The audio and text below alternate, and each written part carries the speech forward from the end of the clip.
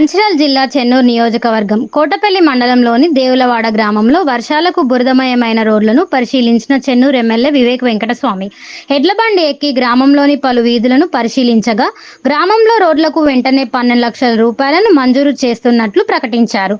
రోడ్లకు నిధులు మంజూరు పట్ల హర్షం వ్యక్తం చేసిన గ్రామస్తులు పంట నష్టంపై వ్యవసాయ శాఖ అధికారులతో మాట్లాడి వివరాలు తెలుసుకొని కలెక్టర్కి ఆదేశాలు జారీ చేయడం జరిగిందని, పంట నష్టంపై సర్వే చేయాలని కోరడం జరిగిందని, కాంగ్రెస్ ప్రభుత్వం రైతు పక్షపాతి, మొన్ననే రైతులకు 1 లక్ష రుణమాఫీ చేసింది కాంగ్రెస్ ప్రభుత్వం, త్వరలోనే రైతులకు రైతు భరోసాను కాంగ్రెస్ ప్రభుత్వం ఇవ్వనుందని ఈ సందర్భంగా తెలియజేశారు.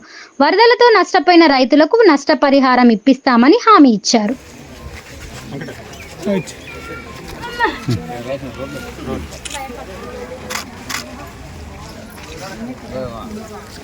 ఒక సంవత్సరంలో 30 లక్షలు ఒకటేసారి పెట్టాలంటే కొంచెం ఇబ్బంది ఉంటుంది. మొదలు 12 లక్షలు అయితే మీకు ఫస్ట్ శాంక్షన్ చూపిస్తా. పనులు సిఎస్ఆర్ సేఫ్ ని ప్రతి సంవత్సరం ఇస్తాను. కంపౌండ్ పోయేటప్పుడు వాళ్ళు ఒప్పుకున్నారు.